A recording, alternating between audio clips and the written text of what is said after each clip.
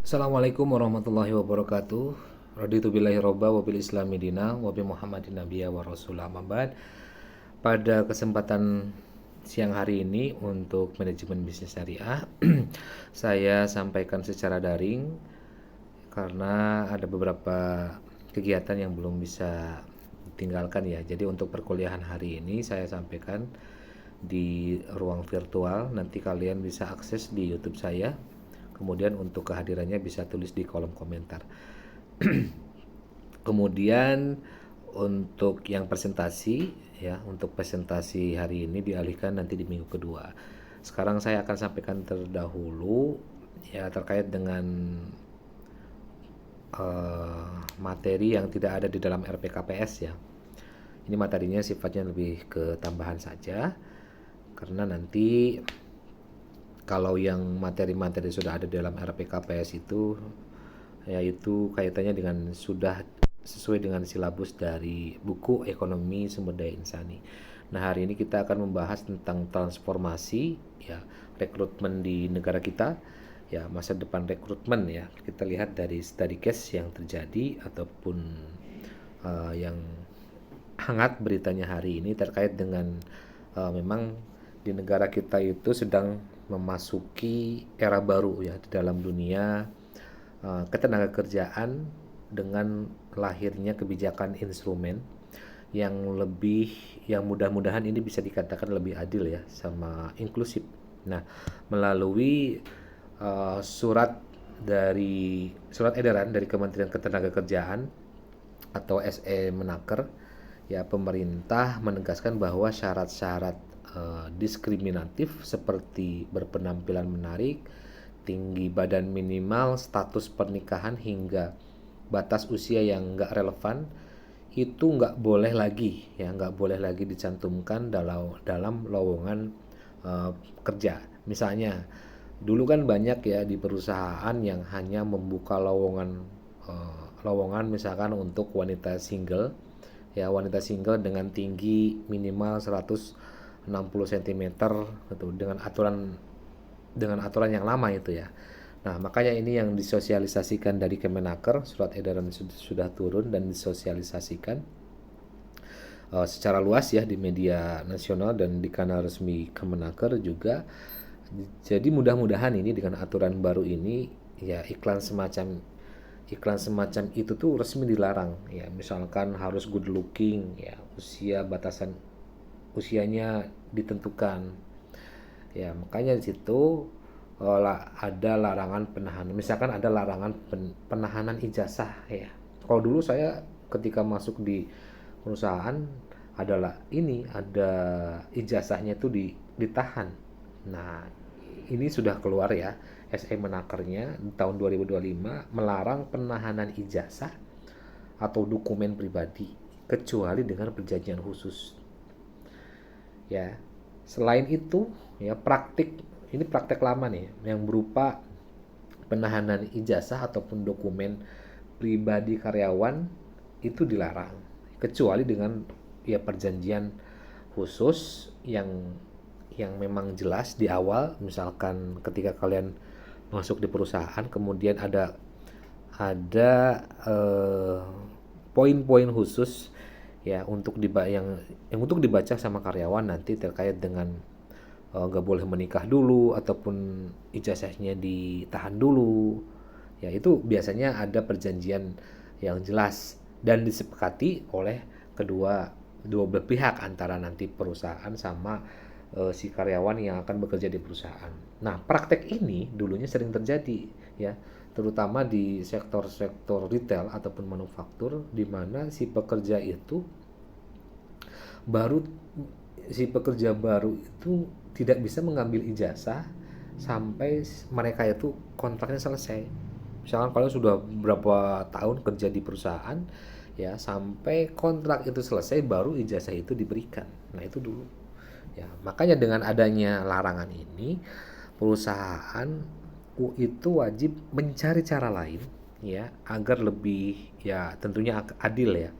Misalnya dalam menggunakan kontrak ikatan dinas yang terukur itu bila memberikan beasiswa pelatihan Ya, terkait perubahan ya, itu terkait dengan perubahan kebijakan, urgensi kebijakan terkait dengan kebijakannya ya. Kemudian kalau kita lihat dampak positif jangka panjang, ya aturan baru ini memang membuka kesempatan bagi lebih banyak ya buat kelompok ataupun para pekerja yang masuk ke pasar kerja, termasuk pekerja berusia di atas 30 tahun yang memang misalkan maupun untuk penyandang disabilitas ya. Misalnya seorang seorang desainer grafis berusia 35 tahun ya yang sebelumnya terhalang syarat usia. Nah, kini bisa ikut melamar ya, dan tentunya mereka bisa bersaing secara kompetitif berdasarkan nanti portofolionya dilihat ya, dibaca. Hal ini memang memperkaya ya buat keberagaman sumber daya manusia yang menurut kata dari para pakar itu sendiri ini bisa meningkatkan kreativitas dan inovasi di dalam perusahaan ya. Kemudian terkait dengan uh,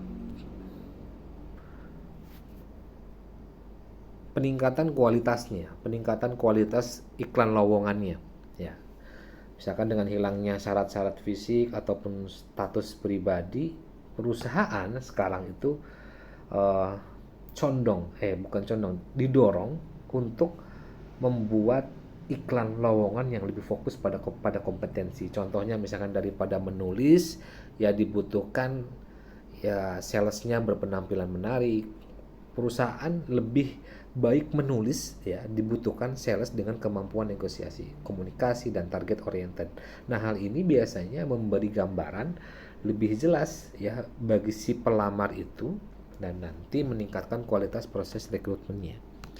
Jadi rekrutmen itu memang menjadi garda terdepan yang apa eh, yang ditempati oleh Human Resource Department ya, departemen yang khusus menangani karyawan-karyawan yang akan masuk di perusahaan.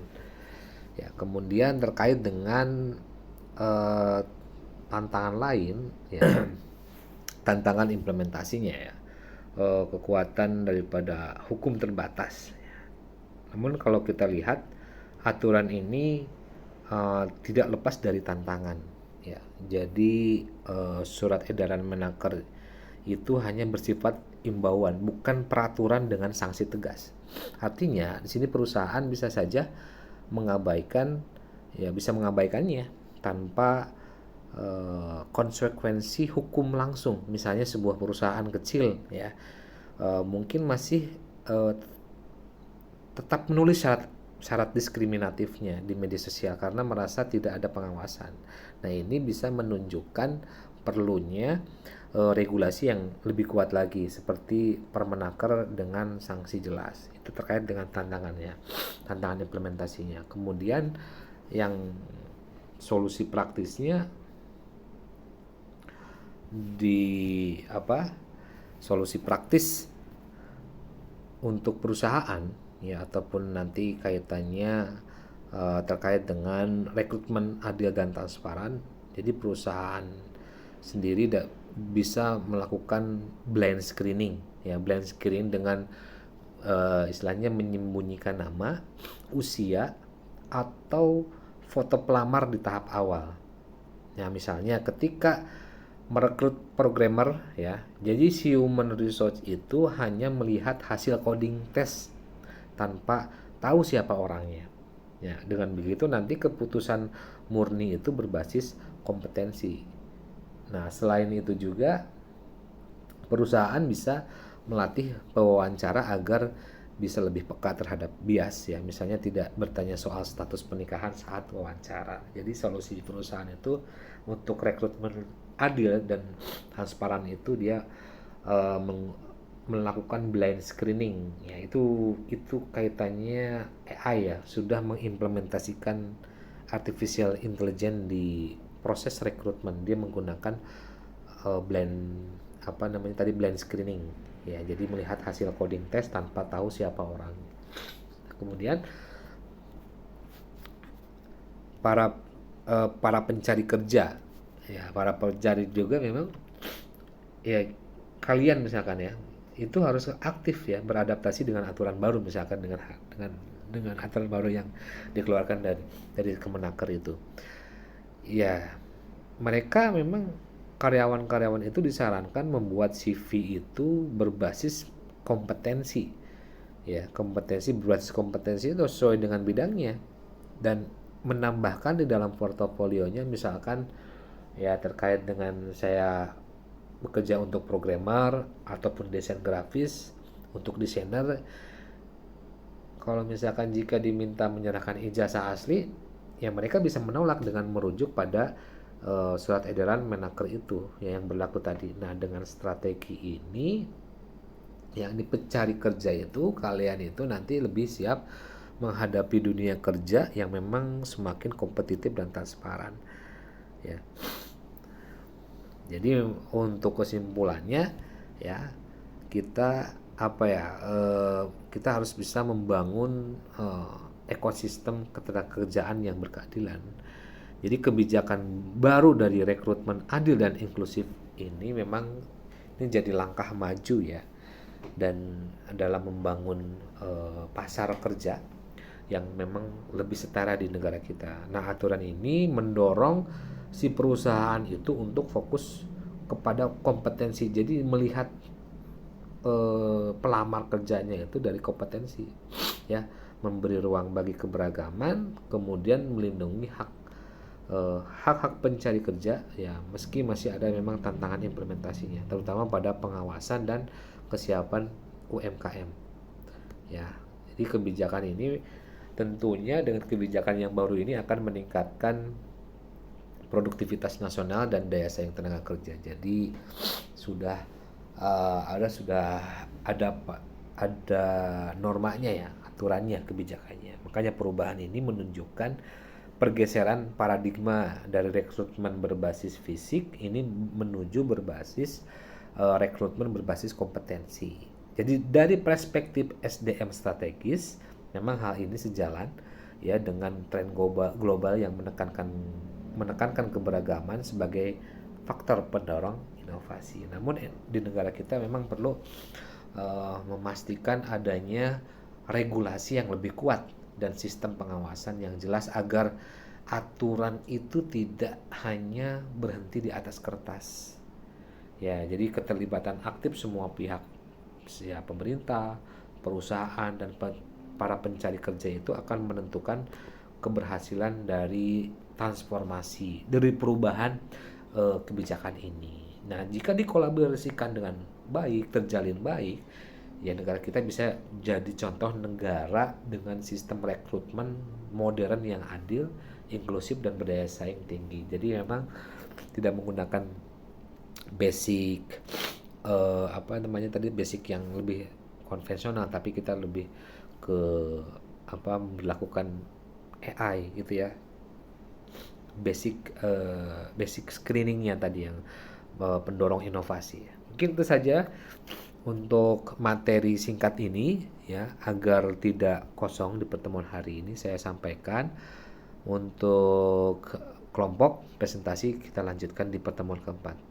Baik, kita tutup dengan baca hamdalah alhamdulillahirabbil alamin, hasbunallahu wa ni'mal wakil. Wassalamualaikum warahmatullahi wabarakatuh.